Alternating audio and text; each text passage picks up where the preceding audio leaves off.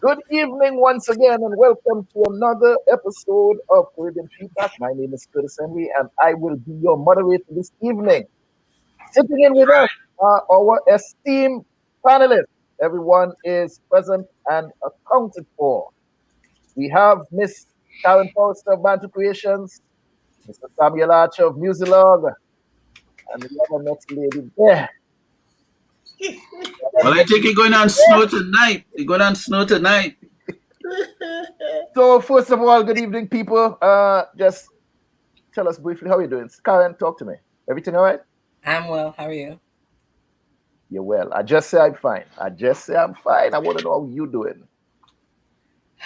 Is you okay? I've been fine. Thank you very much. Yes. Bless up. Dr. Judith Barnes, I see the afro out in full effect this evening. You ain't no That's head right. tie. That's right. The afro out and I get bigger and bigger. bigger and bigger. Blows and Talk skirt. to us this evening. How you doing? How you doing? I am superlative. You who? Superlative. Yeah, I know. I mean, she had some curry goat yesterday. That's why she had some curry goat yesterday. No, sir. I had All a right. hamburger yesterday. Whatever you say, I gotta go look up that word when you're done. I even understand what you say, so I don't know how I'm gonna look I it am up. superlative. Super. All right. You know, you have different kind of relatives, but I'm Yeah, I know. Mhm. I'm double superlative. Yeah, we need people to like the button, I'm subscribe, all that good stuff, you know. I wouldn't say I'm feeling good. I'm feeling goodest. Mr. Samuel Archer, how are you doing this evening, sir? Welcome. I am very splendiferous. Aye. Put And a I'm very fabulous. couple extra syllables in that word, but it's good. Yeah. It's all good. It's all good. I am tired too, but we're gonna make it through. You know, I have water, we just You said tired too. Did someone express that they are tired? I'm tired. no, well I said fabulous. I said splendiferous. Ferocious. And in addition to those two things, I'm tired. You're tired. You must tell me that kind of new word there. I see, sir. Yeah, Is man. it more of a physical tiredness or mental stress? Everything, man. Everything. Or Dr. Judith kind of tired? What's going on this? Oh, No. She ain't tired at all. she nearly swallowed the computer with that one. Listen, just like him, with all those superlatives, I'm still tired. I saw your esophagus with that yawn there. Embarrassing. That was, Embarrassing. Next That time was I'll a- do this. Next time I'll do that. My mother taught me. You'll do what your mother taught you, huh? Like yeah, this. yawn like a lady. Yawn like, okay. Yeah. Pretend you ain't really tired and just get him. Well, she just yawned like she had no autopsy. At all. That is a regular I didn't regular think I have any. Did I ever tell you to have autopsy? Bruh. a regular mode of operation.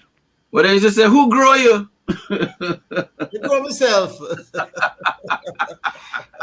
So people, this evening here, we want to talk about some serious issues. You know, way back in the early part of Caribbean Feedback, I spoke about us doing something like this, but I think it was a bit hypocritical on my part. Good night, Lucy O'Brien. Thank you so much for joining us. Good night. Good night to you. Good night to you also. Hello. Good night. She just dropped the tea. She kind of tight tonight. She just dropped the tea. Yeah, I think it was kind of hypocritical on my part to go into issues like this, knowing well and good that I'm part of that class that we are going to be talking about tonight.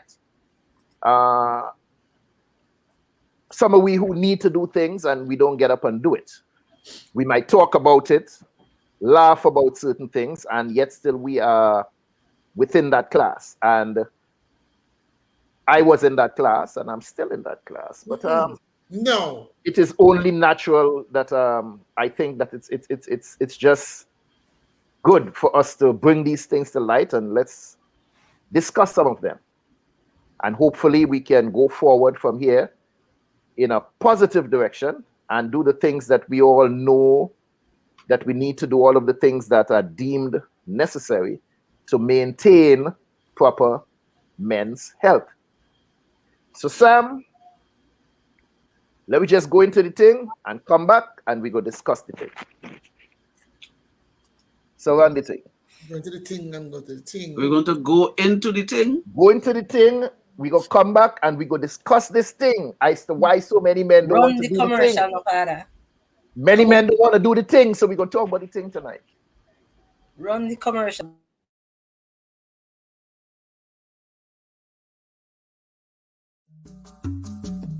My name is Karin Forrester.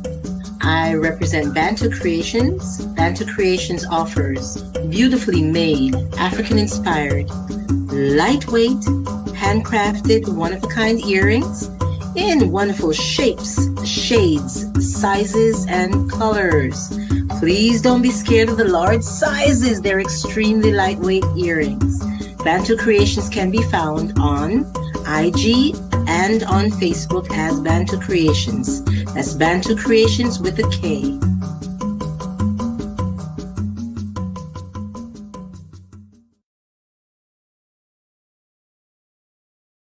Come check me out, chriskeys.com. I'm worldwide. Tony Altamirano.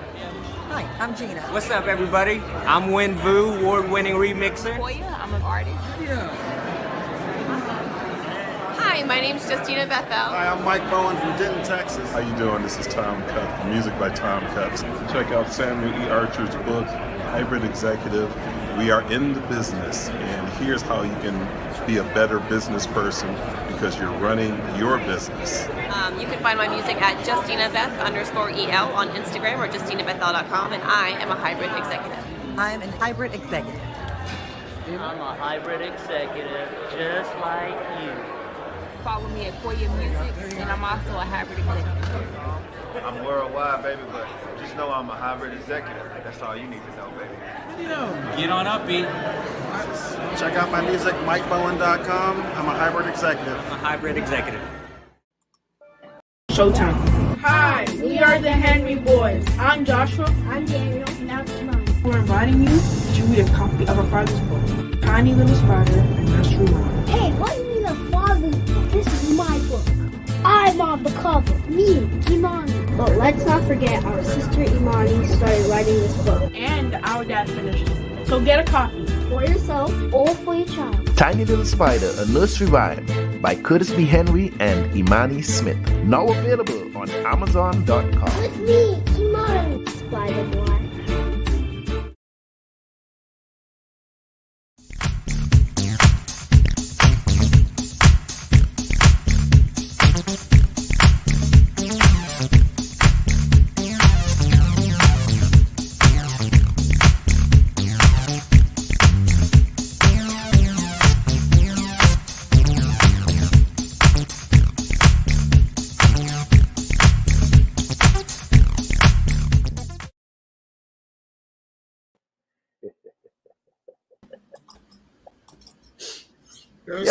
Yes, and we are back.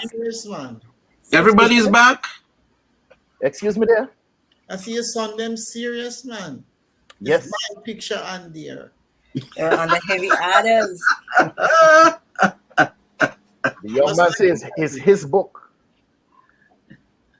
Because without him, it wouldn't be possible. That's right. And he actually said more, but I had to take out some. The little fella said, I'm on the cover, front cover, back cover. I'm in the book. And without me, the book wouldn't be possible. Child, have it all figured out. I say, all right, bro. Do your thing. If he's that adept to recognize that at this point in time, and the eldest one of this set here actually told me that everything that I have belongs to him because I am working for him, for them.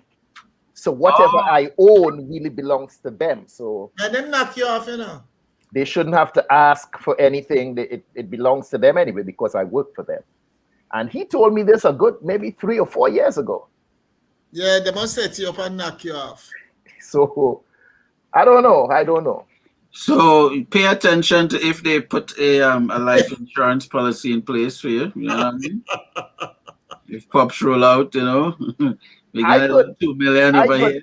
The legacy, it's not quite concrete to the point where I would really like it to be, but I've done quite a bit. The legacy, it's sort of intact.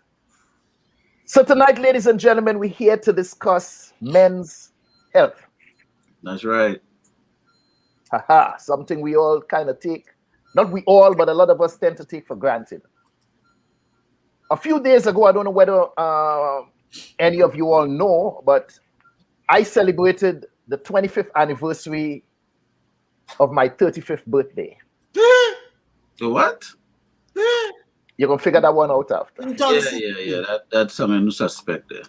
I have been 35 for quite some years now. Yeah. And like I said, a few days ago, I celebrated the 25th anniversary of my 35th birthday. Right. I must say that I feel great. Okay, Tony, feel the tiger. great. Tony, the tiger line there. Except you wake me up, man. Except after standing and working for a full day, which is something I did with ease just a few years ago. I would stand, I would run, I would jump, I would hop, I would climb, I would jump, I would roll, I would flip, I would... You're an idiot. 12, 14, 15 hours a day. There were times I put in 80 hours a week. You're an idiot. With ease. Well, let me tell all this something. You see now? If I stand up for one full day, by the next morning, the sole of my foot, ouch, ouch, ouch, ouch.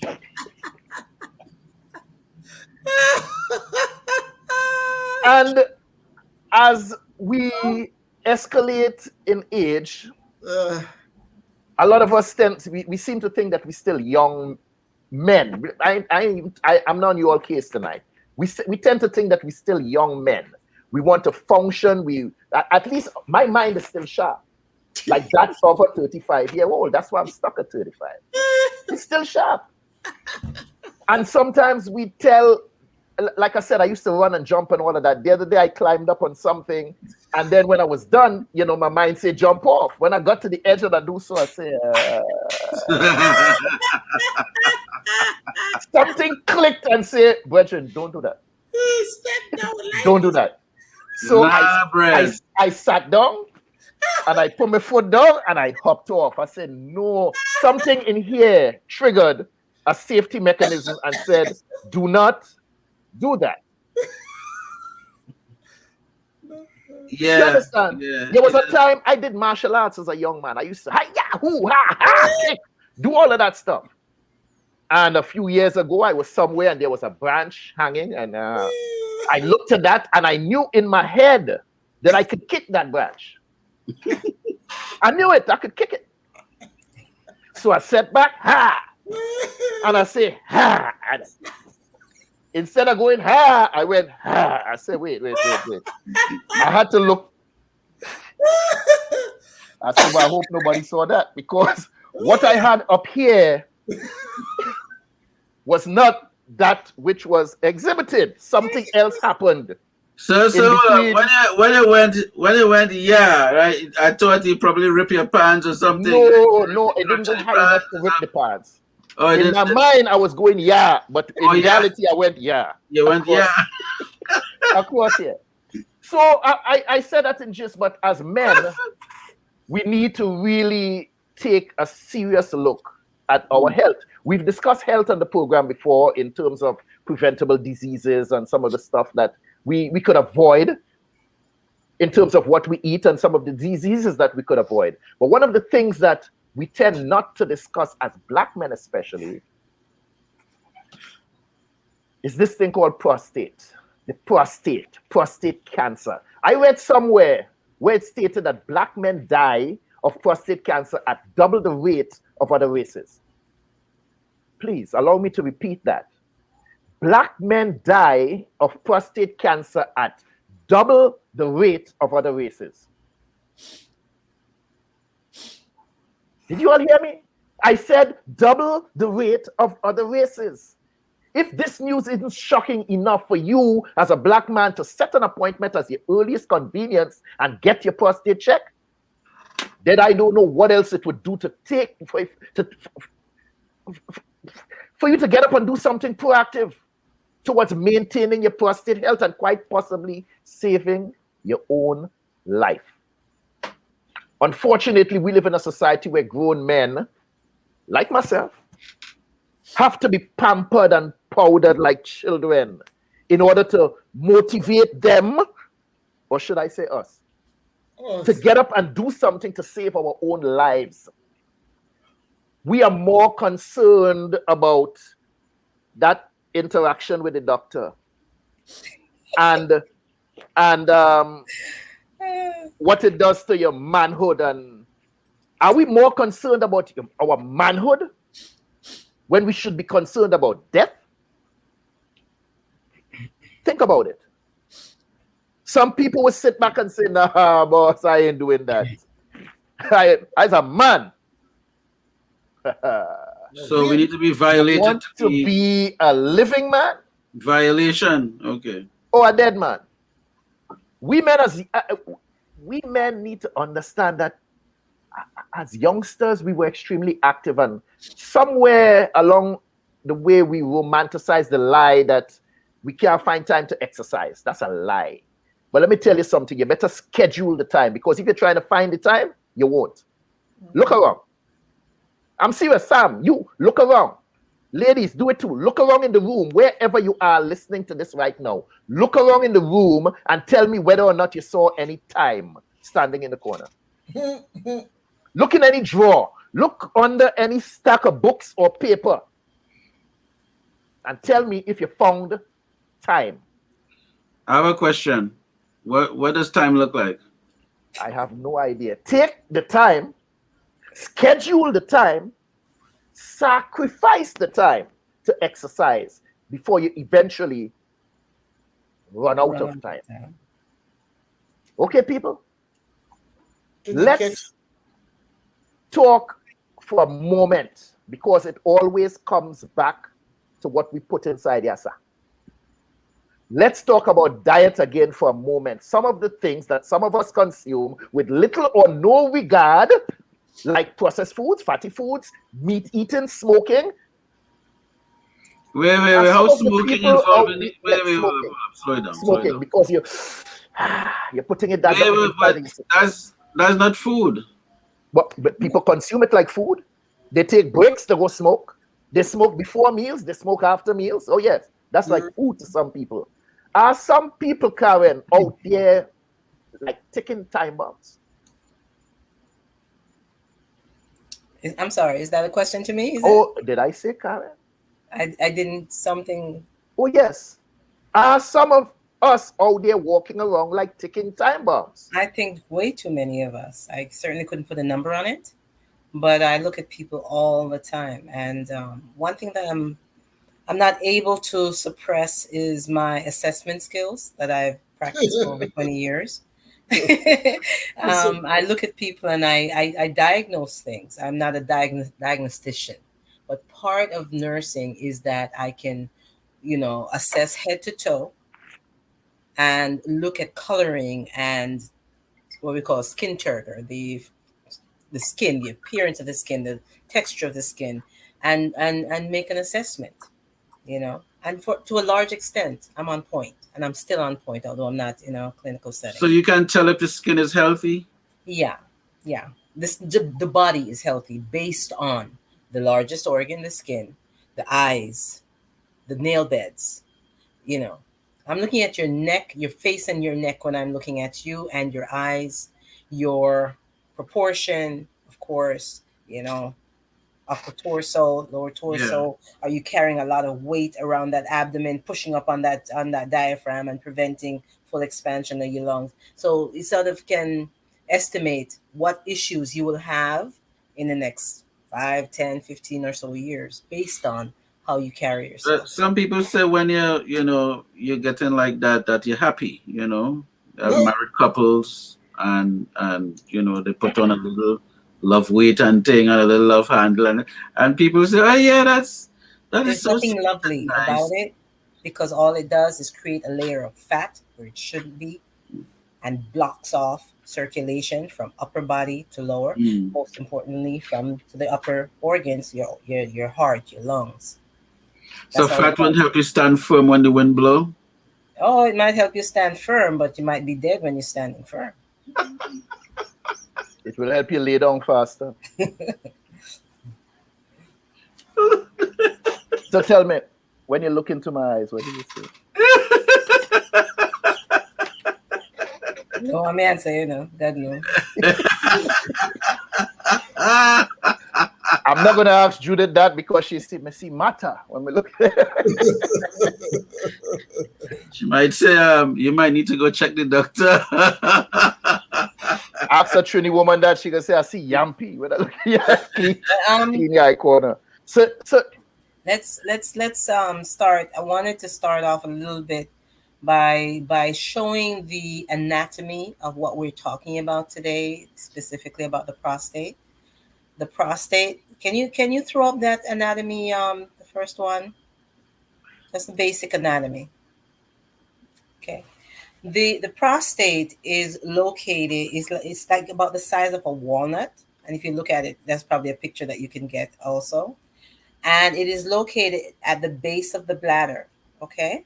And the urethra, when you have the kid, you have two kidneys, then you have two very thin tubules or tubes that extend from the kidneys to the bladder, and then the another tube that extends through the prostate is the urethra. That's where the urine would eventually exit the body.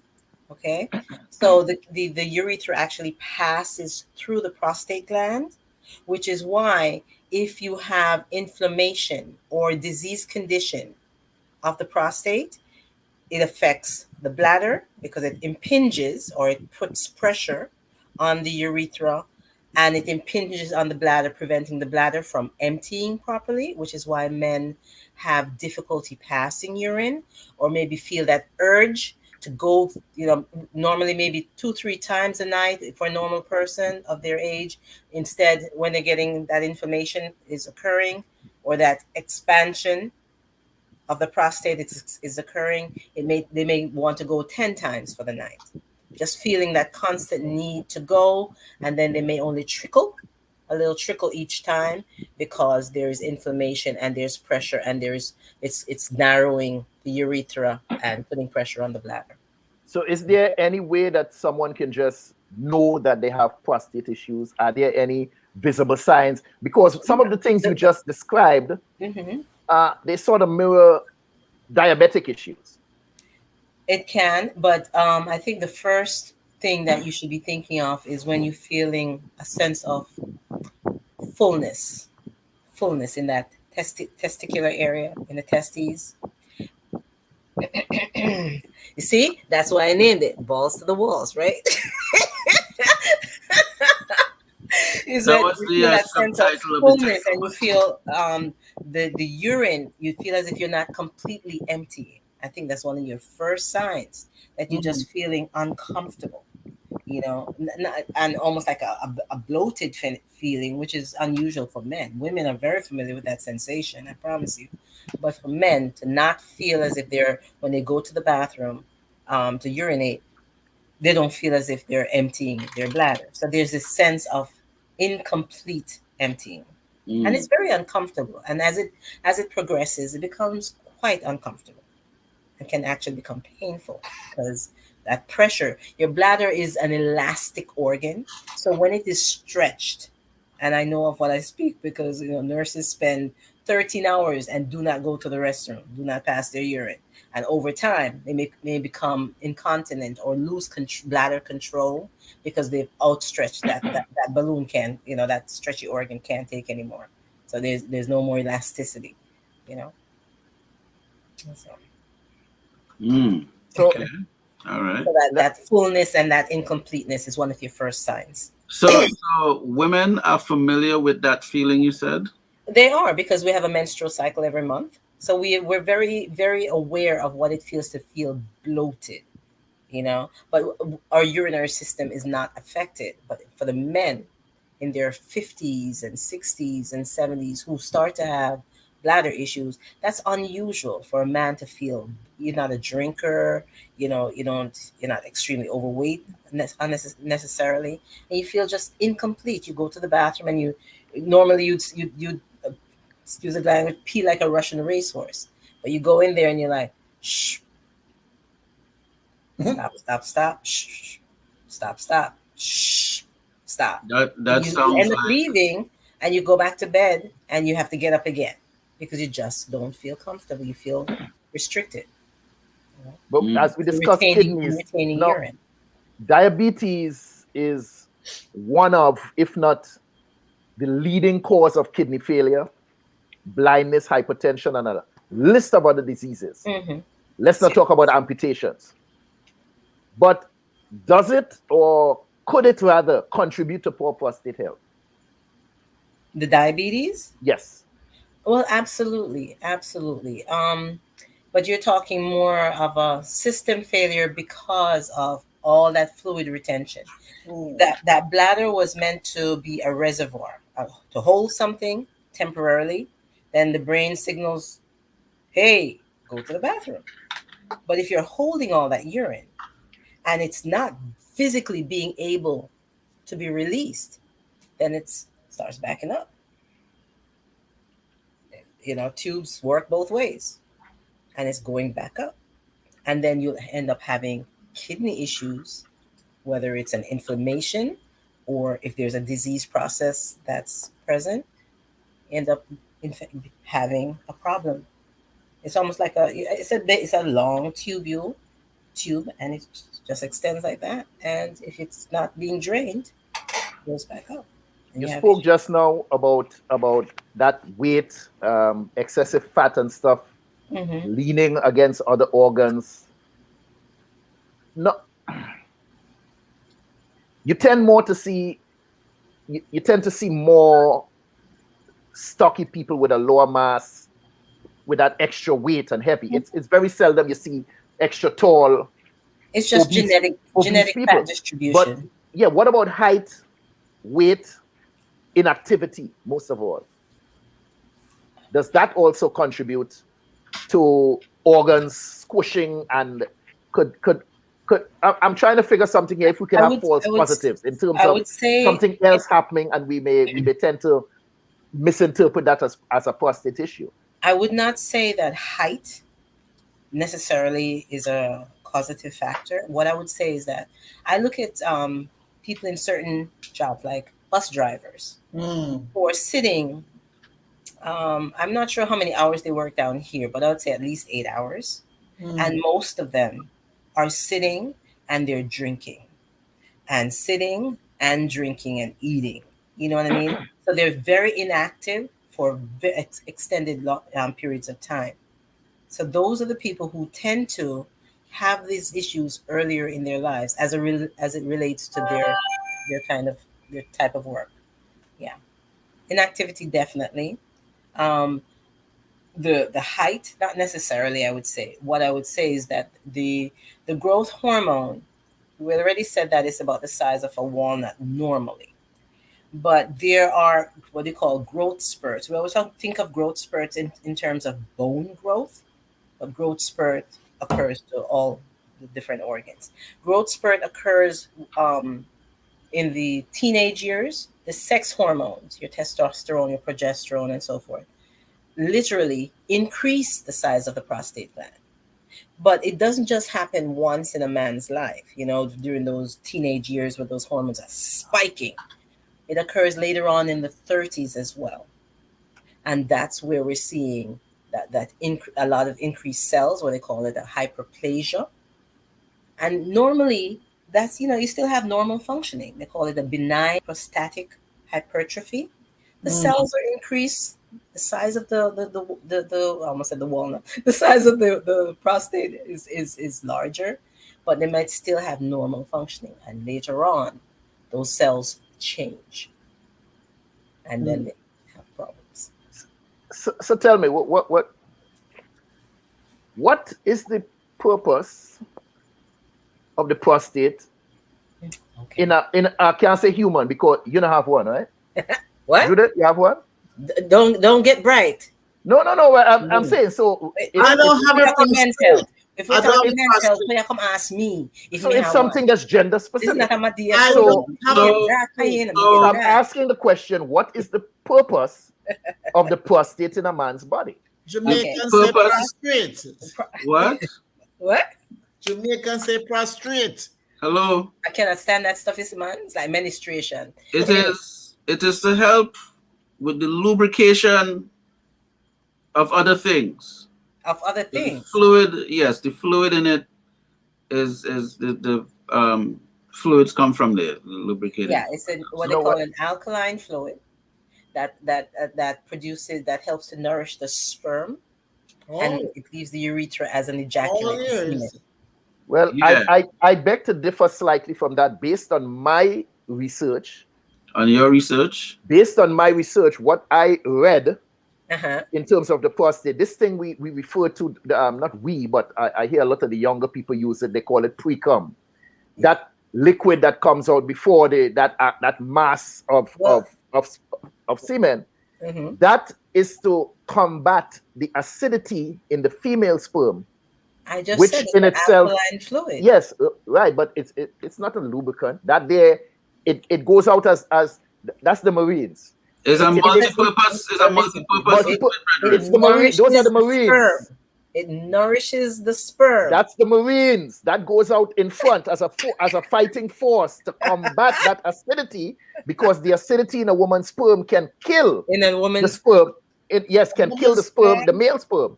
So that combats the acidity to give a clear passageway for the man's sperm. Women don't have sperm. To go ahead and do its job. I didn't say so. I'm telling you based on what I've read, but I didn't want to put. I wanted to see what other schools of thought there are out there, or in terms of what other people think, or what other people have read or found out or know about the situation. You know, some basically think it's just they're ready to moist the way for. It's a bit more than that, Sam. Lubrication is part of it, but the nourishment is the key. As he was explaining it, he's explaining, I say, this might be the subject for his next book. Lubrication. And it sounded like a nice comic.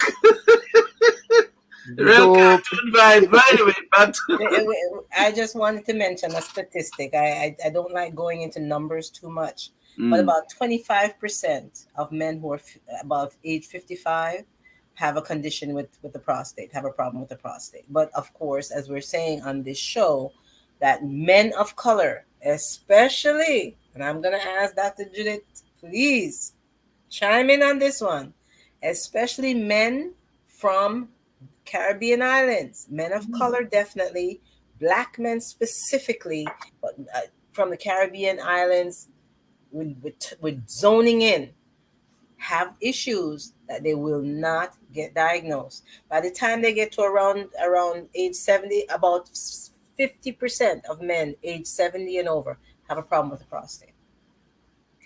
Black men. But why you say they won't get diagnosed? They're not having enough sex. But so you said they won't get diagnosed. Everything right? just back up, it back up and stay in the thing, and it swell up. A lot of them are asymptomatic until they get, older. So you have plenty of sex and ejaculate a lot, and that will definitely keep things. So you're a big proponent of ejaculating a lot. Very, very big opponent of ejaculating. Proponent of ejaculation, yes. As much as you can, gentlemen. As much as you can. And I tell you something. What was your question? On the wall, on the plant, wherever. Just make sure you just get it out. If you have a prostate problem, ejaculating, you're going to be in a lot of pain too. Well, just for a little while, and then after a while. Yeah. Then what was your question, Curtis? No, you asked the question of Dr. Judith, which Sam sort of overshadowed that. But if you could, I'm sorry. Go ahead with the question. I just thought that was a nice juncture to talk about it. You can't remember what you asked, Dr. Judith?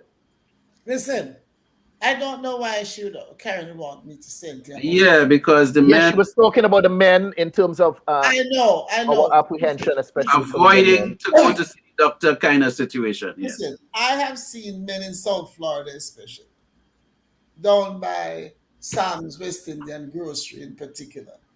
Sam's West Indian Grocery? Yeah, some big guts up. And I promise you, they're probably hard as a rock. And then just keep it and keep it and keep it.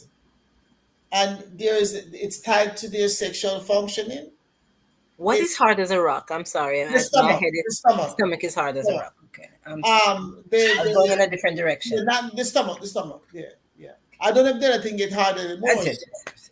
But if the stomach's so big, maybe you can't see it, right? You can't see it. Anyway, part of the problem is they're afraid of sexual performance, that they won't be able to perform anymore at however they was performing before. And so the fear, and then the bottom line business, they're afraid that if they go to the doctor put him hand on them bottom. I think they're afraid they might enjoy it. Why they're so afraid of it? They might get a stimulation from the doctor putting his hand in the butt area there. But why are you saying hand, Dr. Judith? A finger. Listen, as far as the black man is concerned, it's two. It's them hand him using. It's two. Good night, Natius. Good night, Natius. Good night, Mr. Carter. Good night. We will get to your question in a minute. Come in, man. Come in, sir. Listen, we will get to your question in a minute. Dr. Judith, we get into this whole thing. Finger. I am saying hand. You ever hear a Jamaican man describe it? Well, put him hand in my body hole. He never said a finger. Instead of putting him hand in my body hole. So is it any surprise that most of us men tend to stay away from the doctor and don't want to do that procedure? You're talking about a whole hand. You said that, Judith. You said hand. That's their ignorance saying it. I never say it. It's the Jamaican men say it. And she over there showing two fingers. Wait a minute. Here are the two. Double glove. Lube. And to a man, that's a hand. To a man, that's a whole hand.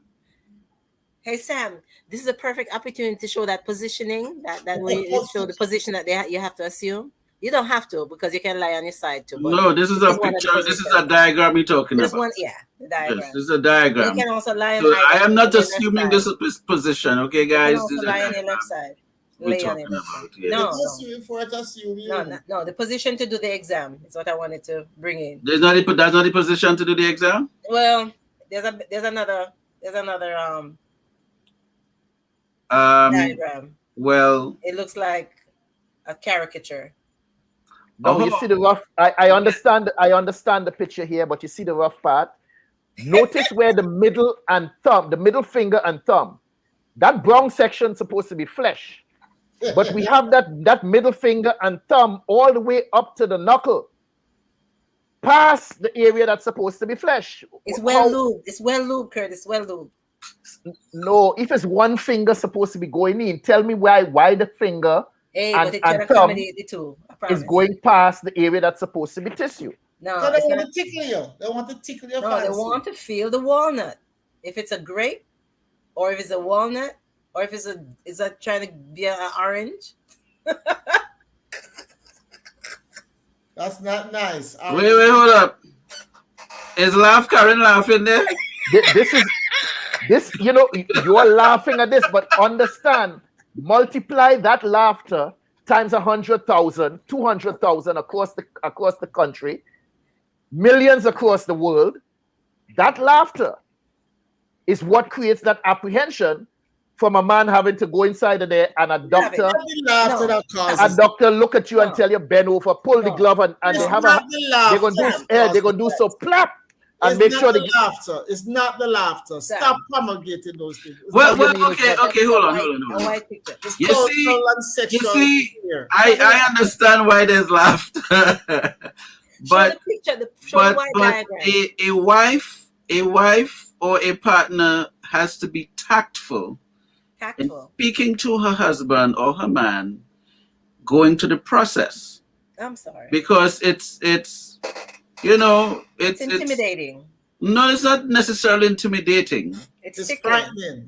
It's it's an experience. It's a tickle that you're not necessarily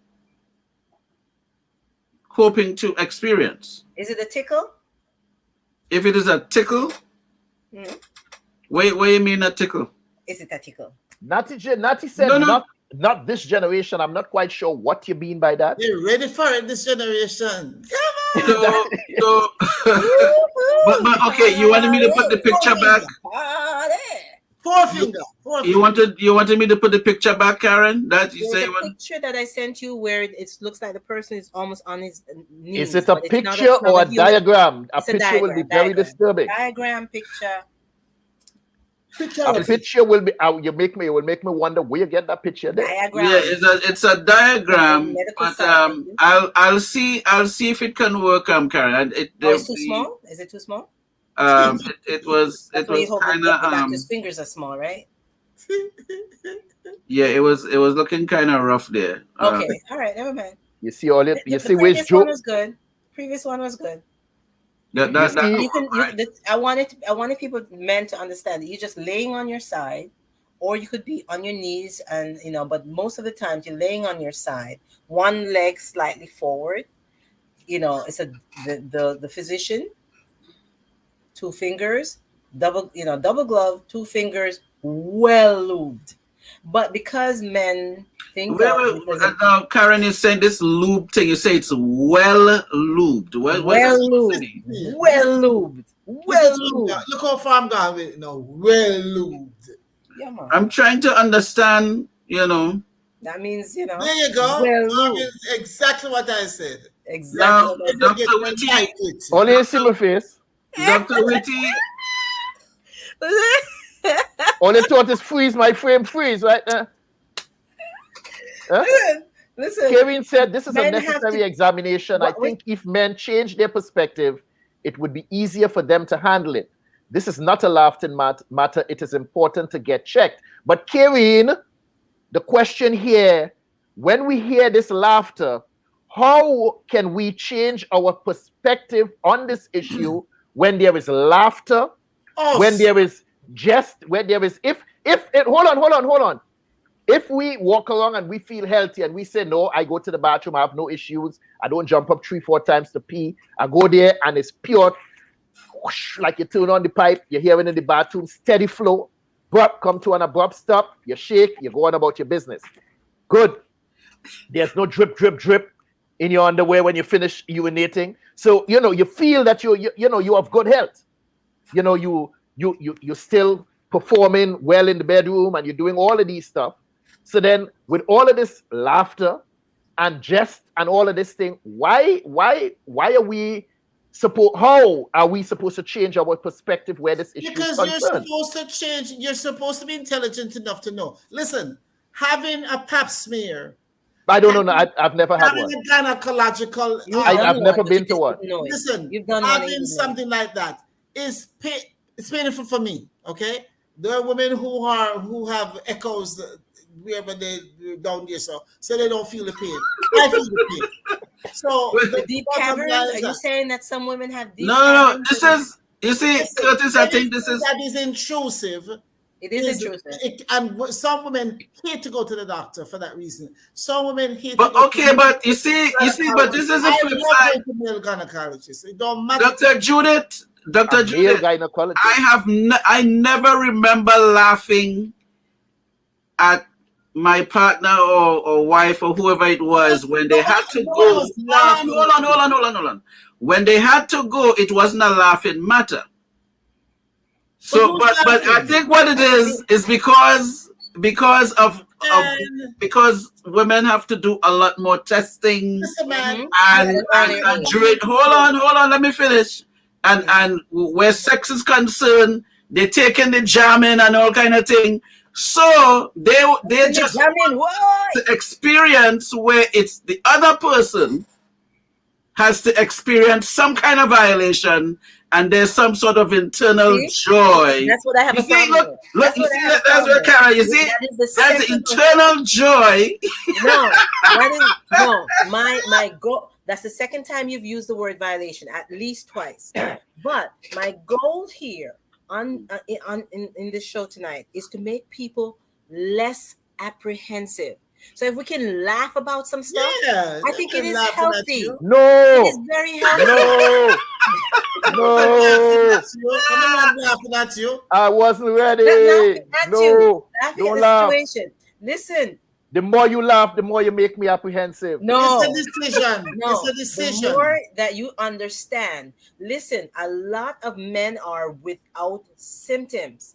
A lot of men do some, like, let's say over 50, you know, they are over 45. They recommend a colonoscopy. They recommend that you check your PSA, which is your prostate specific antigen, something that specifically tells you, a blood workup that tells you your risk level for developing a prostate cancer. So sometimes it's just blood work that has told, as indicated to the doctor. So you're saying to me, Karen, you're saying to me that there are less evasive methods of treatment or less evasive surgical procedures other than someone. Hold on, let me ask the question. Let me ask the question. Okay, all right, let me just talk about the diagnostic part. You're telling me that there are less evasive methods to be diagnosed? Your blood work can give them an idea that they need to follow up. No, wait a minute. Sign me up. No. Blood work can give them the idea to follow up with the prostate exam, especially based on age, family history. If you have a history where you have had several men, uncles, grandfather, cousins, male cousins, of course, this is all male, who have had abnormal growth of the prostate, questionable cancerous conditions, you know, or have actually died. I read an article, if you'll allow me a moment to read something. I read an article in the New York Amsterdam News. The story reads to this effect, because people always think that it's finances or it's lack of insurance that makes men not get checked out, not catch, black men make it not catch this early enough, because it is a very treatable condition. And that's part of the education that I want to really stress tonight. It is very preventable or treatable. But because black men, and we joke about it because we've got to let you know, get tested, get checked. Don't be scared of the unknown. Get checked and say, okay, this is something I need to get checked out. The story reads, Benjamin J. Lambert IV, a member of one of the most prominent black families in Virginia's public service history, lost his battle to prostate cancer on Monday, June 3rd of 2019. He was only 52. His father, Virginia Senator Benjamin J. Lambert III, his grandfather, and 4 uncles also all died of prostate cancer, according to family members. Okay? The Lamberts are just 7 examples of the thousands of black men per year from every socioeconomic walk of life and every part of the U.S. who are disparately diagnosed with prostate cancer. The rate of prostate cancer among black men dying, as you said at the very beginning, it needs to be repeated, is more than twice their other races, their counterparts from other races, more than twice. So this is, if we can get black men to hear any part of this show and say, hey, I have insurance, I have a good job, decent job, doesn't have to be some high grade. There's no reason that a man should be dying in his 50s when he could have had another 20, 30 years on this planet with his children and his grandchildren, just out of fear of something that I have asked Dr. Judith, please explain to me. If it's not socioeconomic. It's psychosocial. It's psychosocial. Why aren't they going? It's psychosocial. There's psychosexual, psychosocial. There's a whole bunch of reasons, and it's cultural. It started a long time ago, and definitely cultural. And and I'm very serious about this. Instead of harping on, well, you know, you're laughing at, no, that's not the point. I go to the doctor not because I love to go. I don't like to go to the doctor. But that speculum is cold, yo. Say it again. The speculum is cold, man. Right. But the thing is that I cannot decide when I will die, but I'm concerned how I live while I'm living. And so it's the quality of life that concerns me. Now, it doesn't mean that I go to the doctor easily, but I go and I have next week, I'm going to have my mammogram. I don't like the fact that they squish me. I don't have that much to be squishing all over the place. It hurts. It's annoying. It's a pain. So the other day I felt something under my arm. Instead of saying, oh, I checked it. The reality is that everything can be considered frightening and scary if we make it that way. And I don't think men are different from women when it comes to quality of life. I think that men, especially men from the Caribbean, their attitude is so far-fetched in terms of reality, and women in their lives deal with their realities for them. You know, even in America, women make the appointments for their husbands to go to the doctor, maybe even their brothers. And so you get used to this female intervention to take care of matters. But the bottom line is that you have to, my brother there in Florida, he'll tell you, listen, I don't like the whole process, but I tighten up myself and I go. You understand? It's a decision. So you go. If it's something going to rob you of your manhood, it's not going to take anything away from you. So whether it's my laughter or Karen's laughter, the bottom line is you as an individual must say, I am checking on my health. The incidence of this thing amongst Black men, amongst men of a certain age, you know, a lot of us don't know our family history in terms of diseases and cancers and stuff. But if they say it, why not do it? But like I said, there's a sexual part of it. There's a whole idea that suppose I go on next, you know, them snip the thing and it can't work no more, and we can't have sex no more. And then, you know, imagine we can't please me one no more. I mean, I do certain things, you know, sexually, but I do certain things to please her. So if that not work, not go on. These kind of things that men, and I'm saying what I have heard, I'm saying what I know is true. Mm-hmm. These are the kind of reasons. There's not reason. It is really irrational thinking. Because the bottom line is, if you want to die in the saddle, go ahead. Go ahead and do it. But the woman might want you to die on top of her. So the bottom line is that men must make a decision that they're like, and this is the other thing that I must say, even mental health wise.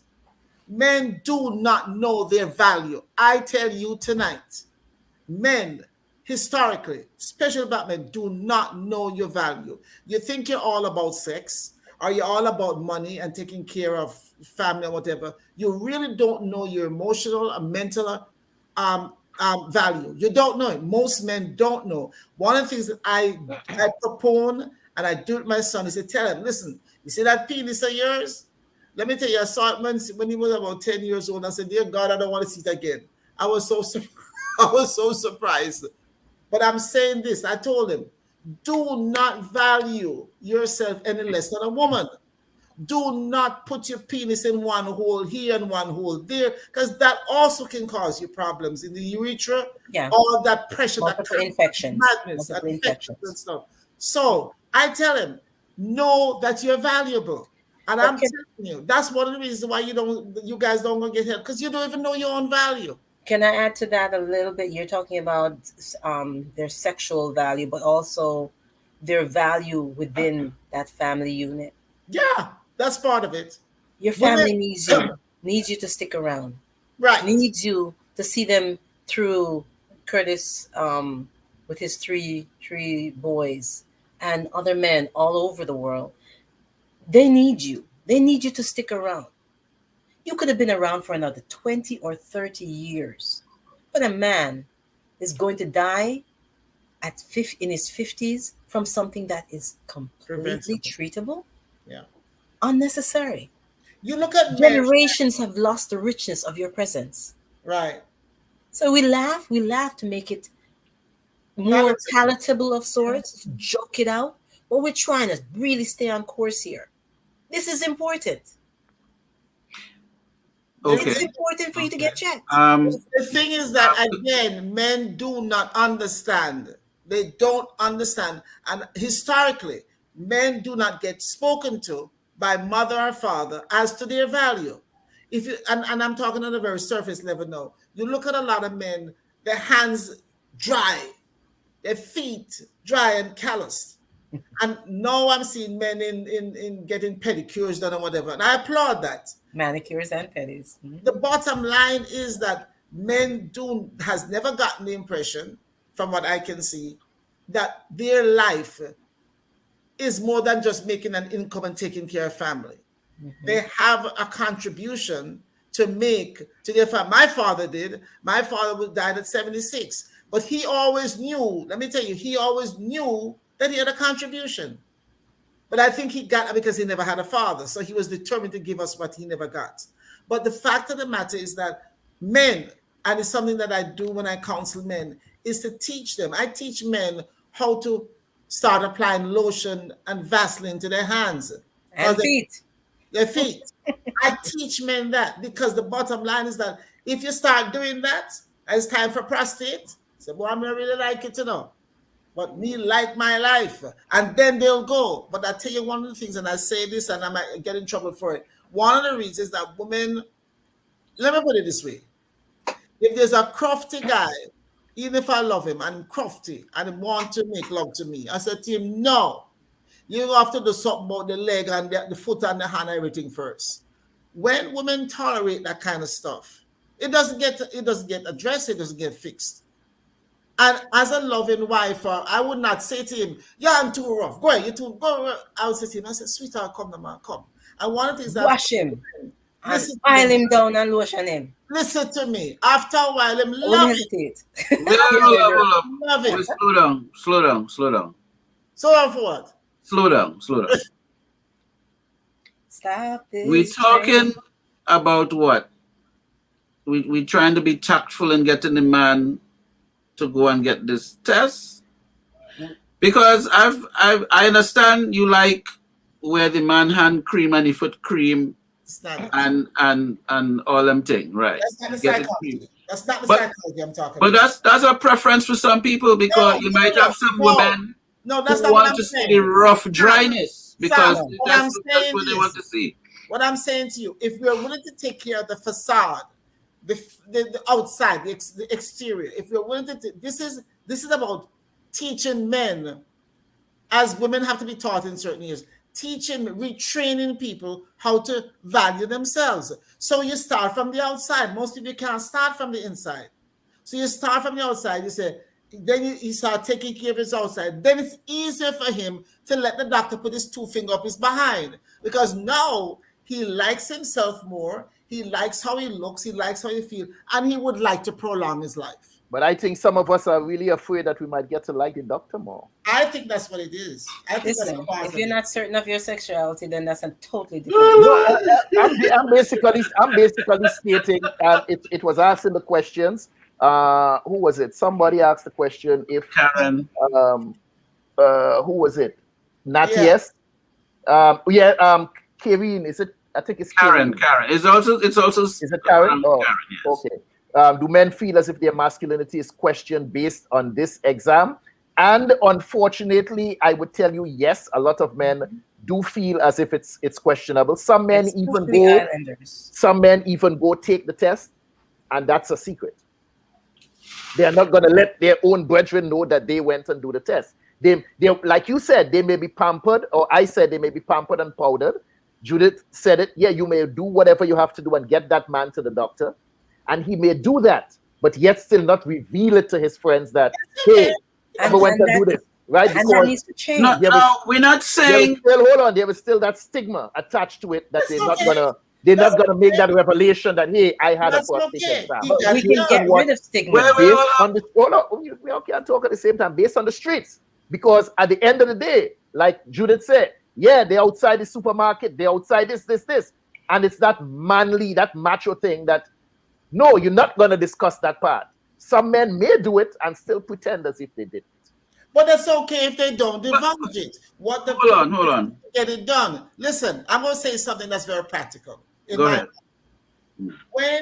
First of all, what human beings have to understand that any creature can touch you and you get sexually aroused. Do not see. We fool ourselves too much. We play too many. Any creature. Why do you think people sleep with dogs? Why do you think women sleep with dogs? Enlighten me. I don't know. Enlighten me. They do. Listen, They I'm not. do. No, Okay, do. but Let me say it to you. If Go a ahead. man would go to get that thing done and say to himself, because see, I'm a rational person. I don't get into all that emotional stuff. And I'm going there and say, well, if I get a little tweak in us, all right, feel good, man. And get the backside out, get it done. So you felt a little twinge, you felt a little stimulation. Get the stimulation, get your damn test, and go do what you have to do. That's the problem. That's part of the problem. Admit that the human body responds to touch from any entity. Oh, okay, well, all right. So I understand that point, but I don't want us to miss the point where when we answer the question in reference to men feeling masculinity question. So we're not saying that it is right that the men feel that way, but then when Curtis said, all right, you are tactful and you get him to do the test, then he still isn't sharing. Isn't the objective, though, that men should be able to share with other men that they had the test and encourage the other men to do the test? Why are you asking that question? No, because I mean, out of everything we discussed tonight, I think that is really like the main objective we want to carry Why with are the you show. asking it? I'm very. Why am I asking? Yes. Why? No, I just felt that we missed, like when Curtis brought up the point and said, yes, men feel this way, we jumped over it and moved into something else. So I just wanted to make sure that we have that, we focus on that part. You as an individual, and I'm going to say this, months and months ago, Curtis said something. He said many things. One of the things he said was, we're going to start on this program, through this program, we're going to start addressing other business people, promoting them, encouraging them, being, in a sense, lifting them up by various methods. And I said to him, I took it very seriously. I've been doing that for years anyway, but I kind of increased it and said that. So guess what? What the answer is in you, and the answer is in Curtis. You guys need to encourage each other. You need to talk to him. And any other man that you know, you need to talk to each other and stop the crap. So when you ask that question, I don't want you to ask that question. I want you, Sam, and you, Curtis, and I'm talking to you directly. I care for both of you. I'm saying to you in a public forum, do not sit here and talk about it theoretically. Get the thing done. And then you'll feel freer to go talk to other men. And it will open up something. Pardon the pun. That's the point.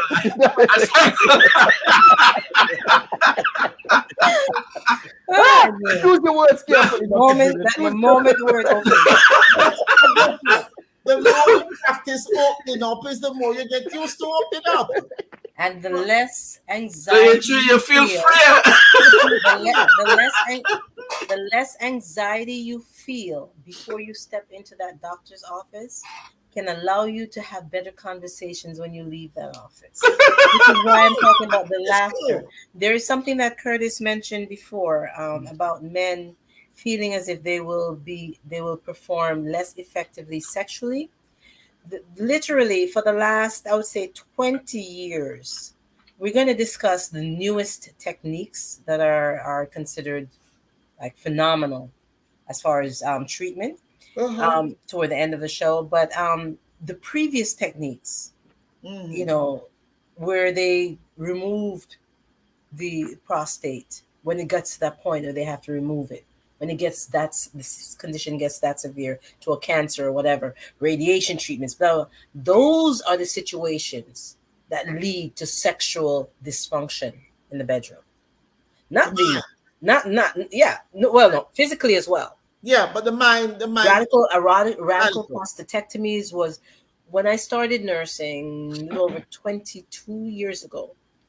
Radical prostatectomies was like, they just went the most aggressive route. Right. It seemed to me. Right.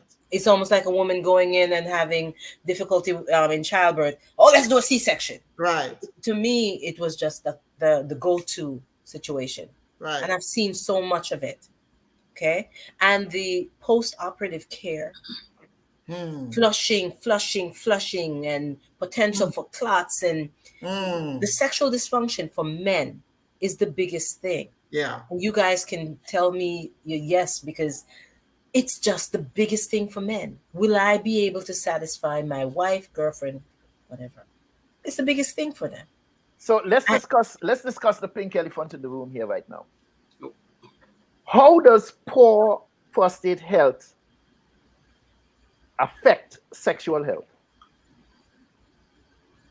I'm saying that it is really the surgical. If you allow your prostate to become unhealthy to the point of needing to have surgical intervention, it is the surgical intervention that leads to most of the sexual dysfunction. It's not just the inflammation or the infection. There are about 4 major categorization of prostate illnesses. Okay, prostatitis, which can be just inflammation, just basic inflammation, whether the inflammation is from some urinary tract infection, possibly, maybe something very easily treated. We're not really too worried about just an inflammation. But you also have the enlargement of the prostate. I'm not sure what the hand movement is all about, forgive me. Which is non-cancerous. And then you have hyperplasia, where the cells of the prostate gland start to change. And that's when they're looking at the blood work. They're thinking, okay, let's get this exam done. Maybe, biopsy. And then if you're still untreated, if you're still not getting the right corrective treatments, we're talking about an actual cancer. But I tried asking the question before. I tried asking this question before, and somebody said, no, that's surgery after the fact. But what I was asking, though, and let me see if I remember that clearly, are there any less evasive methods of treatment or less evasive surgical procedures other than someone being on the operating table? If it gets to that far, to that point, are there less evasive treatment? Most definitely. Most definitely. Like, could you elaborate on that for us? I wanted us to get through the diagnoses and symptoms before we got to the treatment, because the treatment is more like your final phase. I wanted to be able to discuss the actual healthy tissue, healthy situation, and then at the end discuss the treatment. That's the sequence I wanted to take. But there is a therapy. It's a photon treatment therapy. I'm trying to pull up something. That's the one that Lambert was trying to get. Right.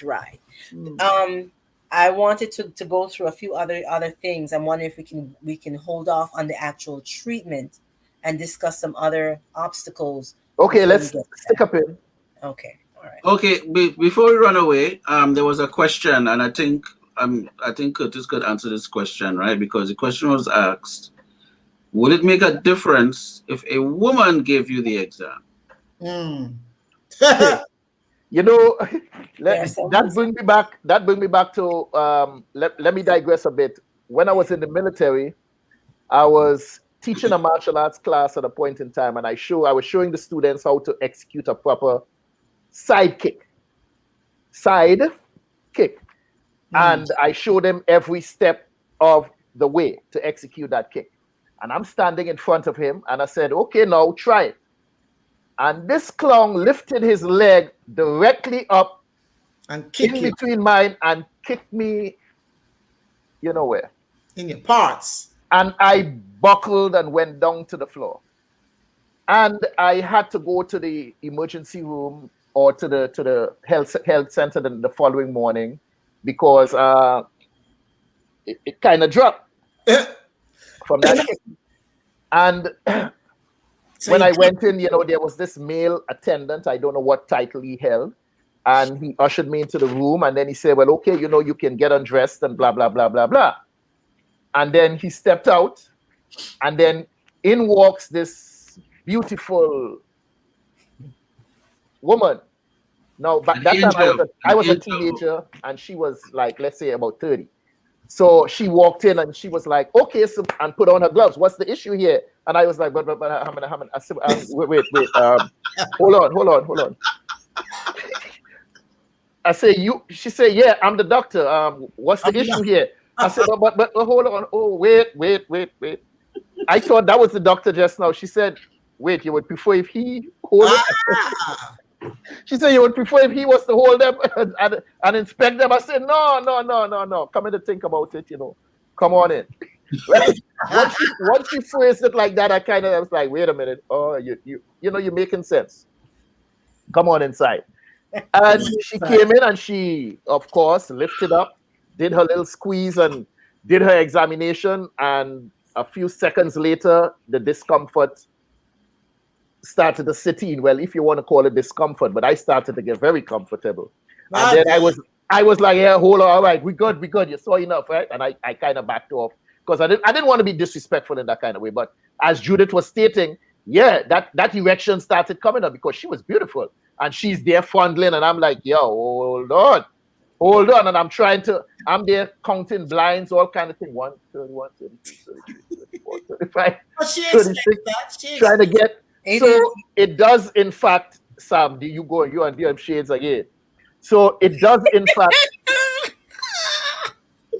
So in terms of the question whether or not it's a male or a female, yes. Yeah. There aren't enough women who are in urology. That's a fact. So if the doctor is a female, you will opt to having the examination. Bro, let me tell you something. And I'll push your question aside for the moment. If you notice in the comments here, the very last comment made by Carol Knight, where she said, let's challenge them, Dr. Judith. I was going to pose that. And I am hoping that by the end of the night, that something is discussed, something is said that could convince me. Go do the test. This is why I'm sitting back here quiet. I'm not here to teach tonight. I am here to learn. It's already said. I am here to hush your value. It's already said. I sit down and I listen to you. Listen to me, man. It's already said. I ain't talking much. It's already said. So it's already said. Help convince me that this is something I absolutely need to go do, even though I am in what I consider good health. I mean, I am hanging loose and full of juice. As I said before, a lot of it is asymptomatic. And not only that, asymptomatic. What you're saying, Karin, is asymptomatic. So you don't necessarily have the symptoms full blown or partially. But the other thing is, we talk about preventive. We live in a very reactive society. We need, especially us, we need to go for preventive reasons. And the truth of the matter is that if there's something there, a little pebble, a little stone there growing, them can say, oh, we caught it in time. And you can still have your sex and you can still do all those things. But the guy that Karin spoke about, Lambert, she sent me the article. The 52 years old, left a 9 and a 12-year-old child with his wife. She became unnecessarily a widow. So the bottom line is thinking not just of your individual desires and discomforts and all the things that rule your head, this head. That's with all of that in mind. Make a decision that you are needed. Your children need you. You are of value. Your life, you have value. And you're not just a paycheck. You're not just a sexual partner. You're viable. And I'll speak directly to you, Curtis. And I'll speak to Sam. The bottom line is you're a very impacting human being. And thank you, Carol, because I planned on posing it at the end of the show to these two gentlemen Yeah, you're Yeah. brilliant And man. a colonoscopy, really. I notice a lot of the Why people are in you, chat why is are talking you to not doing Curtis. something that could prevent something in terms of the value that you have to your family? There's nothing else to say. I've known you since you'll tell me in 1984, whatever. The bottom line is you've already known what to do. You already been told your value. You know I value. You know that lady value, and that crazy one with the dark glasses value. So what does it take for you to say I am valued beyond the things that I do? I'm valued by these people. Just look at us, not your children, because they value. I saw the clip that you sent about them, and they're looking at the book, and they're all excited about the book, and all I could write back to you was awesome. The bottom line is that you have got to see yourself beyond what you're doing here right now. You're a viable human being of great quality. And I'm not sending that for you to say, because I don't be saying things I don't mean. So you have to take that. If it's valuable for me, take it. And understand that I don't waste my breath to be talking to you. And you said it earlier, the hypocrisy to talk about it, not do it. That ticks me off. Sam, you're a man when things get difficult and tough, you put on your darkers and you're going to your little thing. I don't care about your darkers. I don't care about none of those things. You're grown men. You could have a little pebble in that you reach your area that it could be taken care of. And you know what else? There could be nothing there. And that's even. Why would there be a pebble in there now? Could. You see what I mean? Listen to what I'm saying to you. Could. Are we talking about gallstones now? Listen to me. You're doing music and you do your books and you're part of this. I see you. What they call when they come on? What all these men and women say? They're part of what? What's the thing that your commercial says, Sam? They're a hybrid executive. Hybrid. Every time I hear it, I say, boy, maybe I should become a hybrid executive. The bottom line is that you're using words to describe your existence, but your action doesn't show that. You can talk about your hybrid this, but what are you doing about your everyday living? So let me ask you something. I'm saying that you have a problem. I'm not saying that. Let me ask you something. Women are encouraged to check their own breasts for lumps and see if they have any. And you should check yours too. Because men have breast cancer. No. Men have no breast. But hold on, let me ask a question, man. You just have to. Hold on. I'm asking this for Sam's benefit. Oh yes. For Sam's and Dr. Witt and Mervyn Carter's benefit. Even Dr. Witt said, do the test. Hold on, man. Let me ask a question. Women can do a self-examination and check the breast. I think you are going to hold up the arm and check the breast, squeeze it, press to see if you have any lumps, right? So is there a way that Sam and Mervyn can check for the prostate to see if anything going on? And tell you how yours feel? No, not me. I just want to know I'm asking for them. Is there any way they could do the test for themselves? Listen, the nurse would I know better. do not believe that they are physically capable of putting their own 2 fingers up their rectum and checking for the size of their prostate to see if it's enlarged or feels abnormal in any way. I don't believe that. They're not contortionists. I don't believe that. There are very few contortionists in this world. And even if they were, I don't believe that they would be physically capable of inserting 2 digits, 2 fingers up their rectum, all the way up and getting past. I thought it was 1 finger. Where are we going with 2? No, it's a 2-finger exam, sir. 2. I've been saying that since we started. 2. He's just messing around, take off the shade. But I don't believe that they can. We've already spoken about the blood test for the PSA, the prostate-specific antigen. They can use, let's say, midstream urine, where you urinate a little bit, catch a little bit, and let the rest, go in the toilet. They can just check that specimen for blood, because if there's a disease, or if there's an inflammation, or if there's a disease, but it's not very, very diagnostic. It's only like one little step in the game, so to speak. They can do a prostate ultrasound to look at the size, shape, and all of that. Ultimately, it comes down to that physical exam and a biopsy, which I mentioned before, which is taking a sample, which can be quite painful, but painful in the moment. Let's put it that way. In the moment that the sample is being taken, it can be painful. There will be some rectal bleeding, and a little bit of rectal bleeding post biopsy, but all for the better good. What about colonoscopy? Colonoscopy is a different. I know we don't talk about GI because women go for. But it's as important. That's maybe another topic that we can do at a later point. Right now, we're talking about prostate.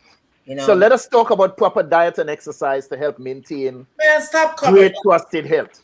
No, I'm serious. Let's prevention. Let's talk about proper diet and exercise to help maintain prostate health, because a lot of us black people, we love our fried food. We eat fried fish, fried chicken, fried plantain. We eat pizza. We like egg. Could these foods contribute to any form of cancer being more vigorous? Not just prostate cancer, but any form of cancer being more vigorous. So let's talk about proper diet and exercise to help maintain prostate health. We can't skip over that. Yes, there are foods that help prostate health. You guys might notice that I eat a lot of pumpkin seeds. We eat a lot. We don't know what the hell you're eating. We know you eat a lot. Pumpkin seeds are good for the prostate. So Is this raw? Hold on. Are these raw pumpkin seeds, or you roast them like how you roast certain nuts? Well, in any form. Well, you don't want it to be like a processed thing. But if you have it roasted or you have it in a paste, sometimes I have it like I purchased the one that's in a paste where you could eat it with bread and things like that. But there are other items that are good for the prostate. So hold on. Let's not skip over that pumpkin seed thing. What do we do? Is it like a pistachio where you crack it and eat what's on the inside, or you eat the whole pumpkin seed? What do you do? You eat the pumpkin seed. The whole seed. Just chew on that and chew and swallow. Yeah. They prepare it. Yeah, they roast it. They prepare it, and you buy it. Oh no, I'm asking this in all sincerity because I cook a lot of pumpkin. So I'm just trying to figure out if I can save the seeds and what do I do with that? How do I prepare it? Right. Well, you have to roast it. You'll have to roast it. So they have to be roasted like how you make you ever made almond, like the almond from the fruit? Almond butter. Or the cashew nuts? When you say make it, what do you mean? Okay. Prepare the nut. Prepare it. Like in the Caribbean. Yeah, I did that growing up. People would prepare cashew nuts from the cashew tree and bring it to church on the weekend, and it was there. They prepared it themselves. Right. Same thing with the almonds. So you roast the pumpkin seeds and eat the pumpkin seed in its entirety. Yeah. Okay, understood. And you could put a touch of salt in it if you want. And then what will happen next is that a touch, not no salt. But you can get there's a butter too. Here's my thing. Try to correct one situation, prevent one situation, or help correct one situation, and creating another situation. That's what I have a huge issue. It's a Caribbean thing, in my opinion. What are we talking about? Salt? No, man. No salt. I'm not with that. There's no. Okay, so continue, Sam. Continue, Sam. Don't put any salt in it. Don't put any salt. Yeah, all right. Continue with the health and exercise. You were about to tell me something. Where were you going with that? They say brisk walking. So I take it that if you walk like you're going to a meeting and you're late, but just do that around the block like 2 times, like 3 times a week. And that should help. You need to be in this situation. And have plenty sex. See what I mean? Because no, but see, this is something I also heard. I'm glad Sam brought that up in terms of plenty sex. Plenty ejaculate. I have heard Karin speak about this before in terms of low impact exercising, aerobic groups. A lot of us, we going jogging and you go jogging on that concrete outside. Next thing you have all kind of ligament issues in your knees and stuff like that. Mm-hmm. So what Sam is talking about, brisk walking around the block is that's proper health. You know what? And one more thing. With all due respect, Yes, darling. You're going around. You're going around. And if you all want to do that, you feel free to do it. The bottom line is, go find a woman, urologist, go somewhere and find a doctor. Wait, nobody is not up. At least have the blood test done if you don't want No, we're not saying not to do the test. We're not saying not to do the test. You still have to. I didn't say you said that. I didn't say. I said you're dancing around. But you said we're not dancing. Nobody's dancing around. Yes, you are. Yes, you are. Don't talk foolishness. So you're telling me we should not discuss I'm not saying you must discuss that. Don't talk. Well, then don't say we're going around, because we're discussing part of the part of prevention and part of cure. You know what? You two guys should be so impassioned by now that any man listening will say, you know what? All right, I'm going now. You see, I know you're joking, but it's okay when you joke. But, hold on. How much more passionate you want it to be? I am asking questions that Dr. Judith, have to do with the subject matter. Listen to me. When you start talking, listen, the mind is a terrible thing to waste. No. When you start, listen to me, when you start talking about all this, of course you should give information about habits and diet. Of course it's important. And exercise. Of course you should. But the problem that we run into as human beings, especially as males, is when you start getting into that, your mind starts saying, but me I do all of that already. No. This is not I'm not talking about an alternative thing. And I don't eat meat, and I don't eat this. I'm already doing good. And I get up and I have a long stream of pee-pee. And hold on. To stay where we are. Okay, let me ask Curtis, were you talking about diet and so on as an alternative? No. Or it was for the health? Human mind is aware of everything that it does. Okay, the very same way we discuss diabetes, or we may discuss mental issues or whatever it is. I always tie in the fact of what it is we scooping off of that plate and putting into our mouths and how that affects us. So I asked the question, if proper diet along with exercise could help to maintain that's what we're talking about. Health. Okay, but Dr. Judith is saying that we are running around the issue. So let me bring my last point, and then if you only want to run around. You don't have to agree with me, because running around the issue automatically means you don't agree with me. Nobody is running around the issue. All right, but this is what my last. I can't get to this last point at all. You see. Anyway, my last point. It's not my very last point, but one of the last points I'm going to be making is the issue of getting natural vitamin D, especially those of us who are darker. And we living abroad, and we living in climate countries that have a lot of climate change. Many of us stay inside, and that vitamin D element is low in many of us, especially those of us that are dark. All right, so make sure, if you can't get the natural vitamin D from the sun directly, make sure you have vitamin D in the supplements. And make sure you stack up on that. So that's what I wanted to add there, and make sure that is a very, very important, because that is very critical in not in just prostate health, but it's critical in all health.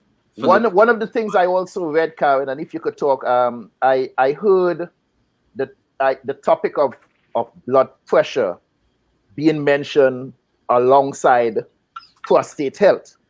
Now, tell us a bit about blood pressure. What is healthy and what is not? For many years, I was told that I had low blood pressure. And I often ask, how could that be bad when high blood pressure is considered a killer?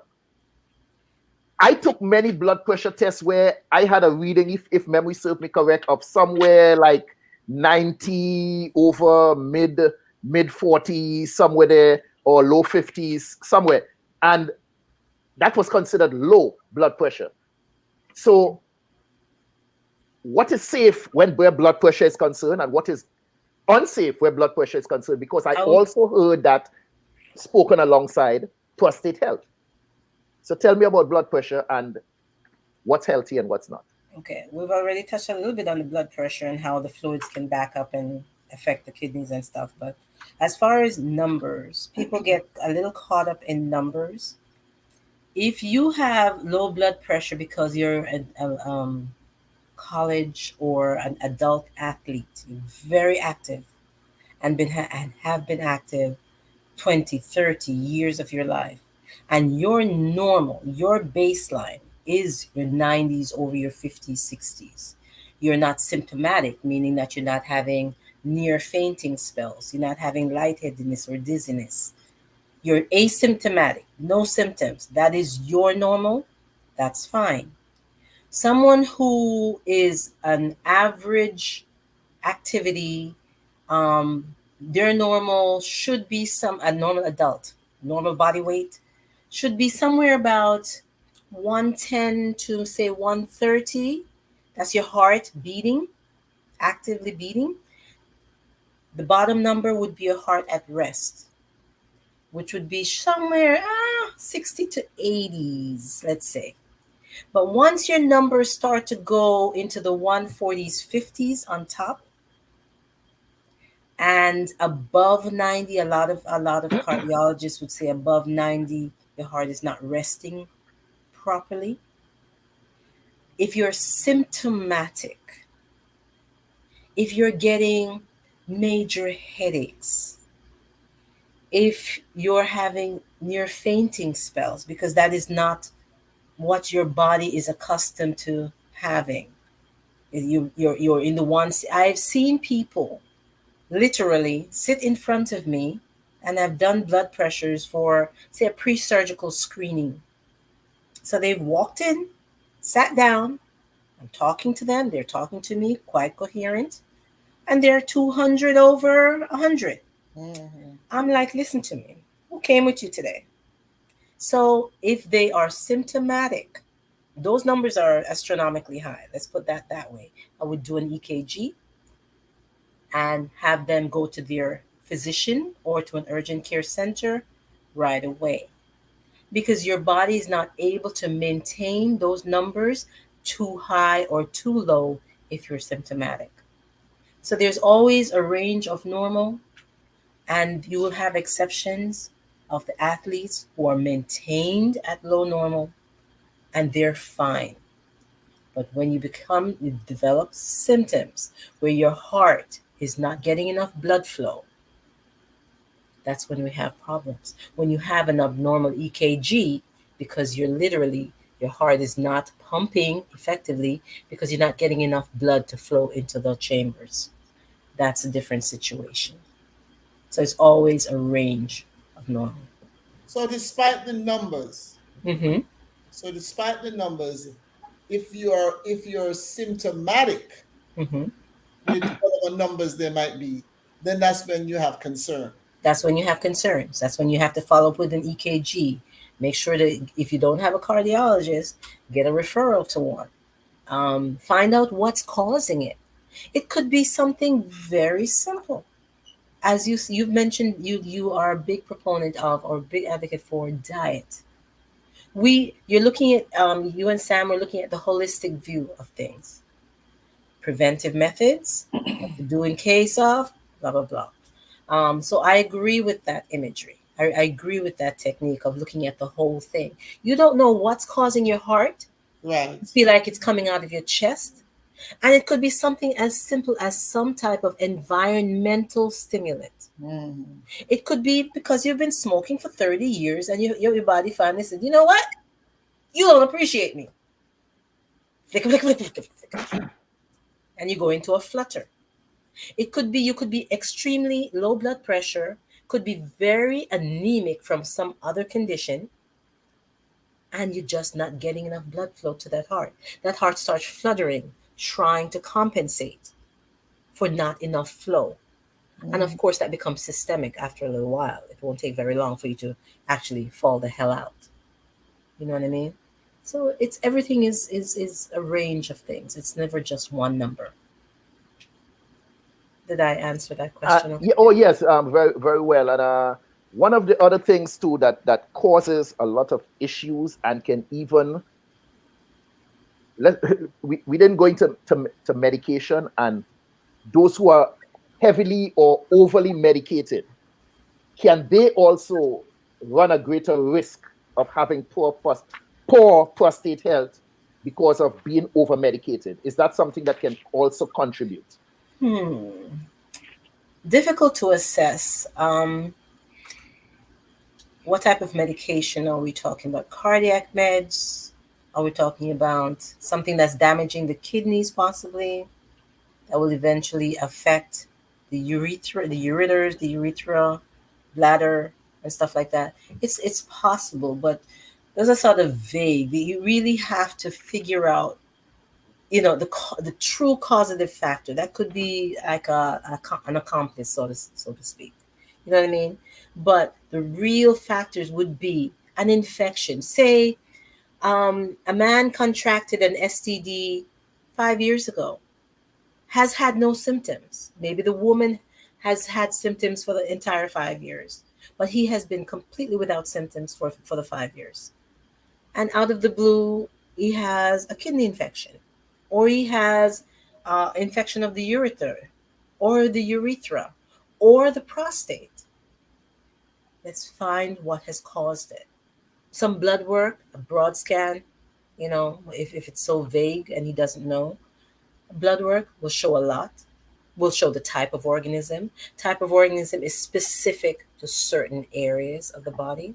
So that is quite diagnostic, but it takes a while for them to really fine tune that. Let me ask you a question.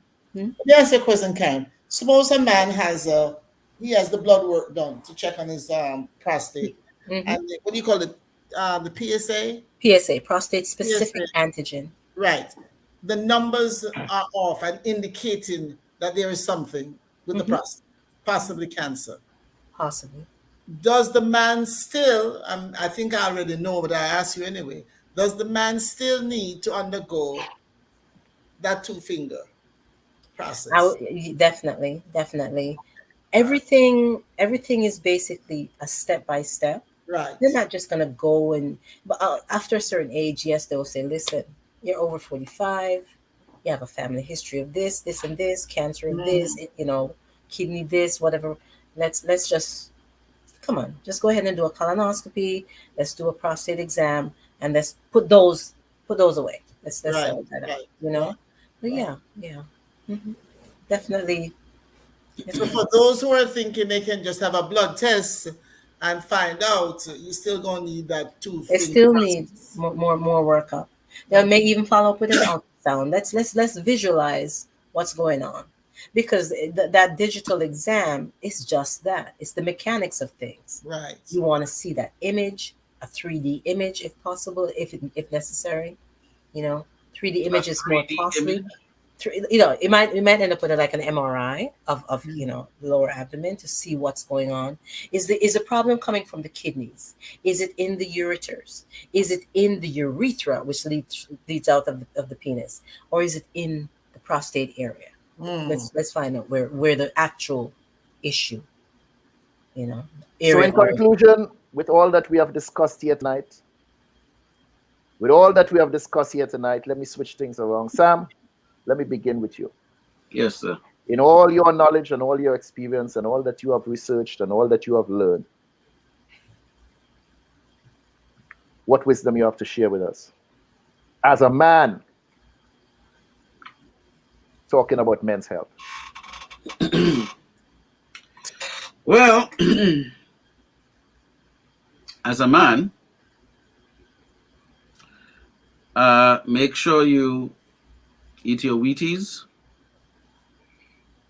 and get some sunlight and develop good habits.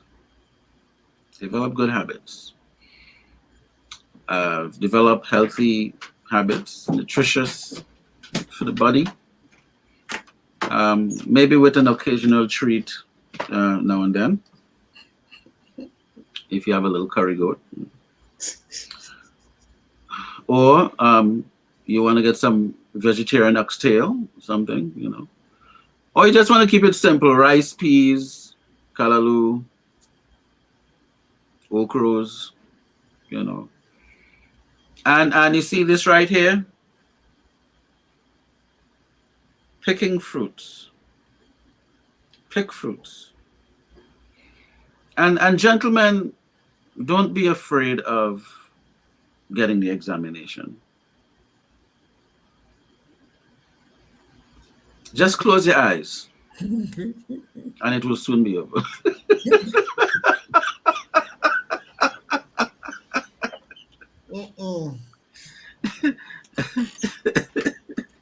So allow me to reflect on some of the things that have been said. I'll read from the bottom, go up. Carol Knight says, plenty sex with one person. Too much sexual partners can also cause prostate issues. And I've often said to women, too many sexual partners can, in fact, create that unfamiliar or foul odor in a female vagina. In a vagina. Hold on. Can create that offensive odor when you have that combination of DNA mixing simultaneously with women who tend to sleep around and have men ejaculating in them one today, one the day after. That creates that foul odor in women, that mixture of DNA. So yes, plenty sex, but try to plenty sex with one individual or kind of spread it out if you have to have multiple partners. Spread it out? Well, yeah, spread it I out. never sound right. You know what I'm saying? All right. Carol agreed with Karin on her whatever comment it was. Mr. Carter said that tomatoes could also help. I also read this, that yes, eating tomatoes can help with prostate health. And Carol said she's heard that unsweetened sorrel can help with the prostate. I've never heard it before, but thanks for sharing that information with us. Mr. Carter said it would be a funny thing if his wife was to catch him trying to check his own prostate. He could never explain that.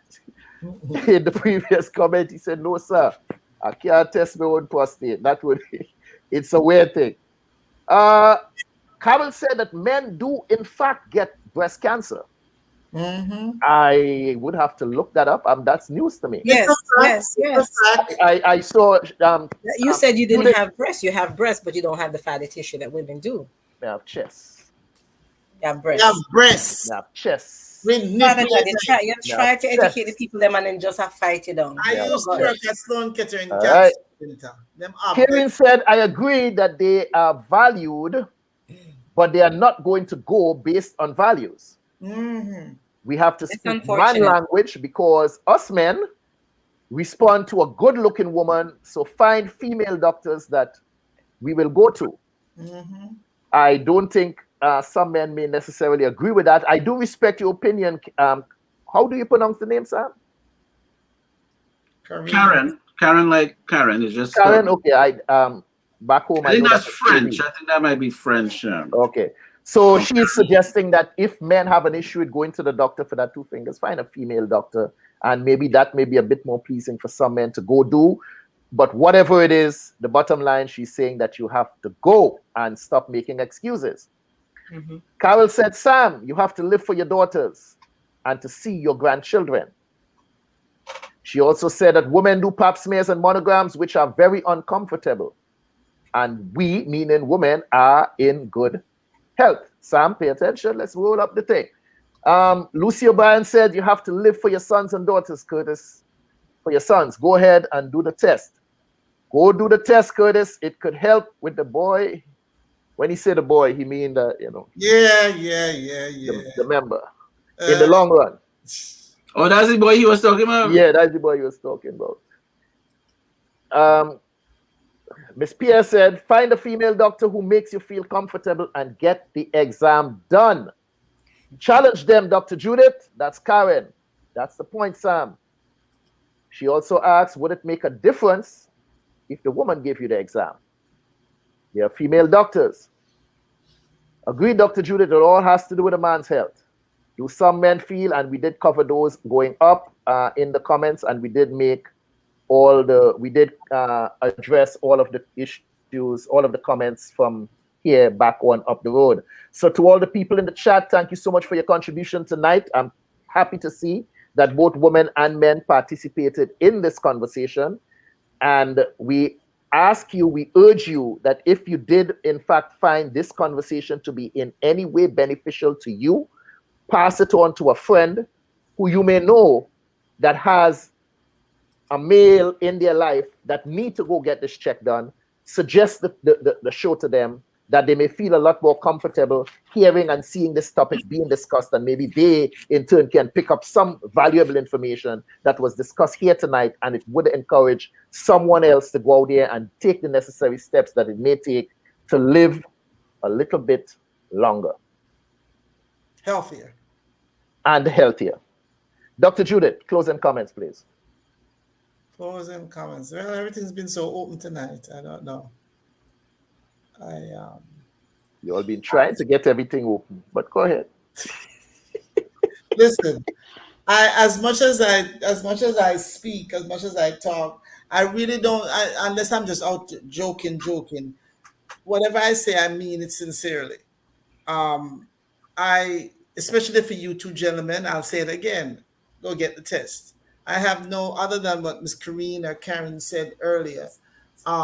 Whether you want a female doctor or whatever, there are a lot of things that I find sometimes, especially when Sam put on those shades, there's a lot of things that I find daunting and I don't want to do. But I've learned to encourage myself and say, Judith, go do what you got to do. I not only have a mammogram to do next week, I also have to do a colonoscopy. I don't like the process to get there. Done it before. When I did, they found a polyp. The polyp was non-cancerous, and it seems to be quite routine for a lot of people that they find the polyp, but it's usually non-cancerous.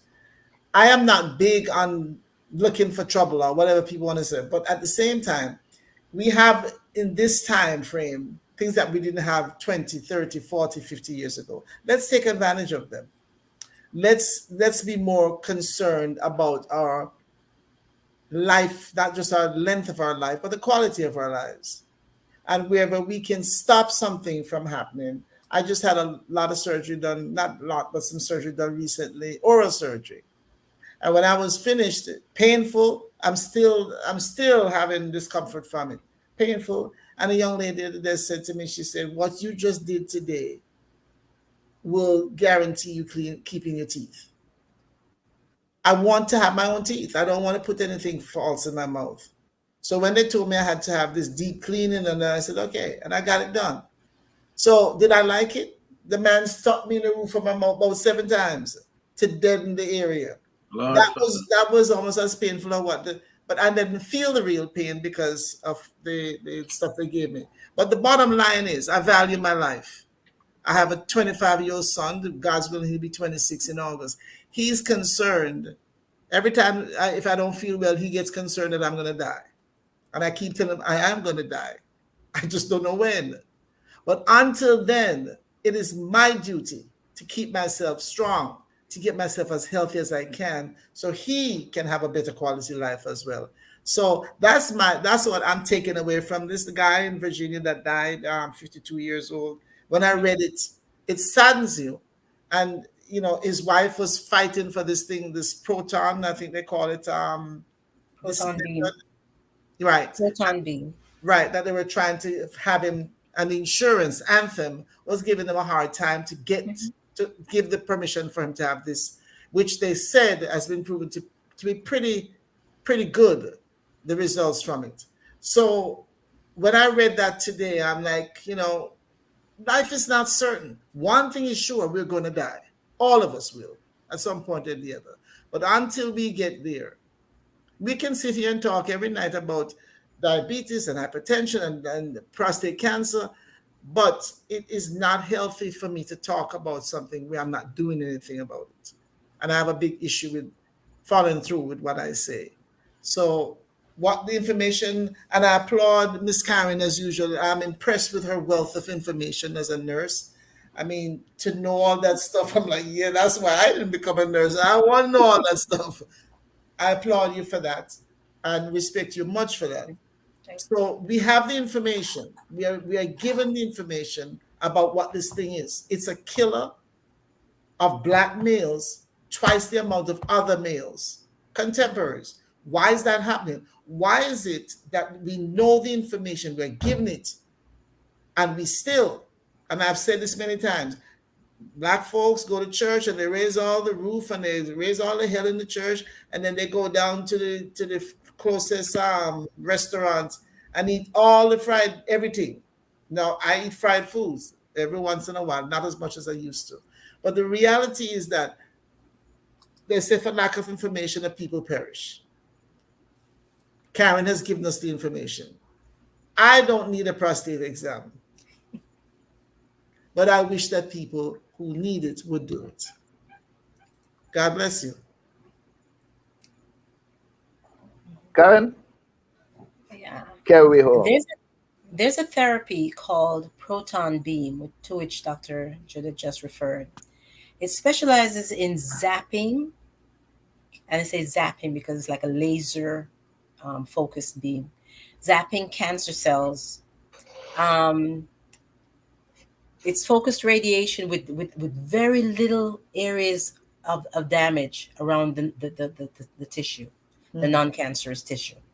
Some of the top medical universities around this country have proton beam centers. Harvard, MD Anderson, Mayo Clinic, John Hopkins. This is directly from the New Amsterdam News. As Dr. Judith also mentioned a few minutes ago, there's a list of insurance companies, agencies that are currently being fought by different advocate groups for men's health, for cancer patients. There are a group of of agencies that refuse to cover the cost of proton beam therapy. The proton beam therapy is an FDA approved technique. Let me say it again. FDA approved technique as being medically necessary. But these insurance companies, because it's more costly, now this is something that people are paying into their insurance companies 20, 30, 40, 50 years before actually needing it. And when they need to have a costly test, they're nickel and diming them, especially Black people, especially Black men in need of this excellent diagnostic test, treatment. Let's correct that statement.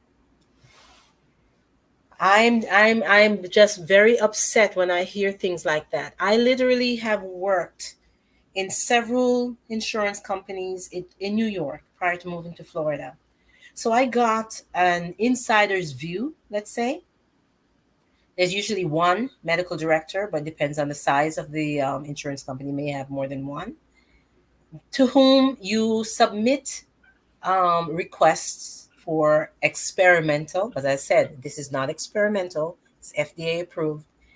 And you submit these different requests from different insurance companies, or maybe the patient himself, herself, will put in, begging, please authorize this. My doctor, this physicians group, my personal doctor, everyone is saying that this is my best chance. And they allow weeks and months to go by before they respond, because the process allows them to drag it out. While they're dragging it out, in this case, Black men are dying. No one should have to wait weeks or months for approval from their own insurance company to whom they've been making payments for decades. Right, shysters, man. Okay, historically, we have been used as guinea pigs in countless experiments. Although we're now part of the system, we're still being told to take a back seat. While our Black men wait to be seated, they're dying. They're dying. And we're just accepting it. But you know who fights it? White people fight. They don't just accept the denial from their insurance company. They make phone calls. They write to their congressman. They write to whomever. They listen and say, look, this is my situation, and I refuse to accept it. We need to do the same. Yep. That's it. Curtis, before you, let me just add this a quick minute here, please. And I just lost the thought. As fast as I just lost it. Go ahead.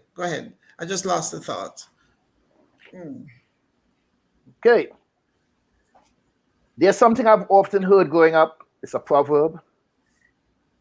And it went a little something like this. An ounce of prevention is better than a pound of cure. I'm pretty sure we're all familiar with that saying. As Dr. Judith said, she's not big on looking for trouble, but I say prevent trouble by paying attention to things like your blood sugar, your blood pressure, your diet, smoking, your cholesterol, exercise. So many of us tend to think that exercising means going to the gym and lifting weights and running on a treadmill. No. Do what your body can, based on your age, based on your weight, based on your size. But every day, please try to get in some bit of exercise. For some of us, the only exercise we get, I've seen some people out there, the only exercise they get is when they push themselves away from the dining table. That's about it. Exercise. Get your heart rate up. We go into, I've seen in some of these white neighborhoods, especially like along the beach, and you would see a white man in some shorts, shorter than any shorts supposed to be. And he looks like he's approaching 102. Legs about the size of my wrist. And he's out there jogging, doing the best that he can. Yes, sir. Yes, or sir. doing that brisk walk, as Sam stated, around the park. And we look at them and say, why he don't go sit down someplace? He looked like he about 2 steps from the grave. And some of us tend to think that because we go to the gym and we walk about buffed and they say, yeah, he exercised. Look at him, he work out. It ain't about that. That big set of body mass, after a very short period of time without doing that, what happens to it, Karin? It turns into fat. All of that puffiness and all of that we think is so healthy now turns into fat. You look at some of these football players and you say, oh, he's a linebacker. Oh, this guy is so big. Shaquille O'Neal, look at him. Look at these people 6 months after retiring from professional sports and see what they look like. You'll be shocked to see this if that's the same linebacker that was just running up and down that football field, or the same NBA player that was running up and down there. 6 months, 1 year after retiring from the league, their respective league, their body just, because of what they're consuming. At that time, they were doing the exercises and doing all of these things, and they had doctors tending to them on a regular basis because they were a commodity. But the minute that stops, everything collapses. So right here, right now, tonight, I challenge you, Sam, and I accept the challenge on my own. Let's begin by getting a full physical. Amen. Let's begin by getting a full physical. The last time I actually went to the doctor, I ate something, and I had serious issues going on in my stomach for a few days. And the day that I was supposed to go to the doctor, I got better. I got better up here because it's like, no, I don't want your medication. I don't know what you're going to do. It's like that. They give me the results and I was like, I'm good. I can't tell you what that result stated up to now. I don't know what I did with the paper, but all I know, that day when I walked into that office, I got better because I just didn't even want to deal with the doctors. I'm telling you how I stay, people. That's how it is. Prior to that, The last time I went into an emergency room, I was 40 years old. And I walked in there for the same thing. I saw what I thought to be blood in my stool, and I was urged to go into the emergency room. I rushed in there. They cleared the table. They got, I don't know if I told the story here before, and they give me the potassium drink and the IV and all of that stuff, and check my blood pressure, and it was extremely low. And they check it again, it's extremely low. They did all of this because they say, sir, you're supposed to have crawled in here. How did you get here with that blood pressure? You're supposed to be fainting and passing out now. And after checking it over and over and checking my blood sugar over and over and all of this, they found out that I guess that's just how you function. You're good. Go home. It's all good. All good. I haven't been back to the doctor for any emergency situation. I'm thankful for that. But I challenge you, Sam, for us both to go and begin with a full physical. And this is my closing. Business and business. She want to put words. She want to put words in my mouth and fingers. But what is a full? If you're going to do a full examination, I am going to think at our age it is going to include. I am trying to make my closing here, but she wants to put words in my mouth and a finger up my behind. That's what she wants. Fingers. That's what she urging here right now. And right, so I challenge you, Sam, for us both. So by the time we sit here next, are we talking about not next week, but by the time we sit here in a month from now to discuss health and nutrition, I pray that we'll be discussing great news and revelations about good health. About let's do the physical. We want to be free. Let's do the physical, and let's do the exam if it falls within that, or if we have to combine. I don't know how the medical situation works. Like at the 10 on it, I don't go to the doctor. I don't know nothing about that. All right, but I am challenging you and challenging myself to visit the doctor, and let's do what the doctor them today claim that we're supposed to do as men, for the sake of our children, as the people in the chat said. You have 2, I have 7. If not for us, let's do it for them. All right. Peace and blessings. Amen. Yes. Hi, I'm Dr. Judith Barnes. I'm an author, a playwright, poet. I'm also a broadcaster by training, and I recently found out about 2 years ago that I can paint paintings, which means I paint sceneries, I paint landscape, I paint animals. I have just discovered, and so that I can do this. And so along with all the other gifts and talents that I've been blessed with, I have paintings, and they are on view and for sale on Etsy and also on Facebook. And if you desire to order any painting or order one of my books, because I'm also an author, please give me a call at 470-564-8267. That's Dr. Judith, and the number again, whether you want to just talk to me or order one of my paintings or one of my books, please feel free to call 470-564-8267. Thank you.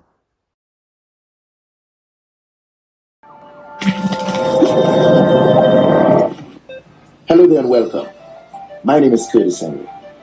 Over the past few weeks, as we were putting the final pieces together to get the show on the road, some people asked, why do you need to showcase Caribbean people? Why Caribbean Chatt? And I say, why not?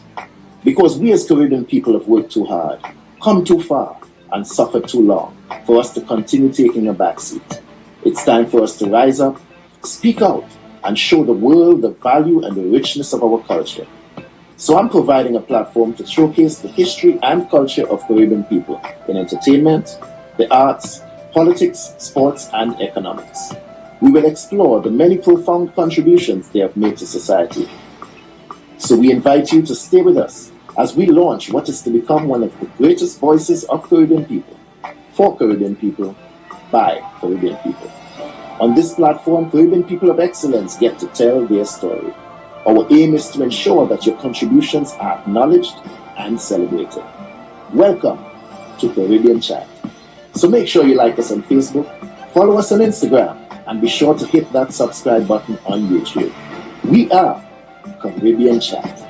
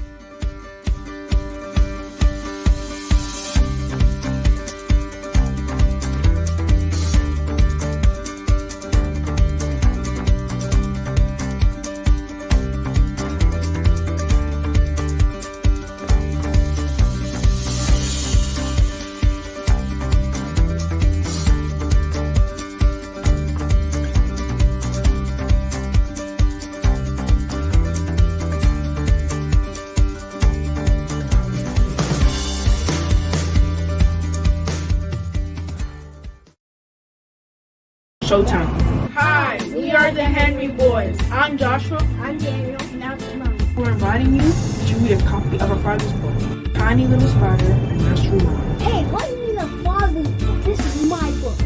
I'm on the cover. Me, Imani. But let's not forget our sister Imani started writing this book. And our dad finished it. So get a copy. For yourself or for your child. Tiny Little Spider, a Nursery Rhyme by Curtis B. Henry and Imani Smith. Now available on Amazon.com. With me, Imani.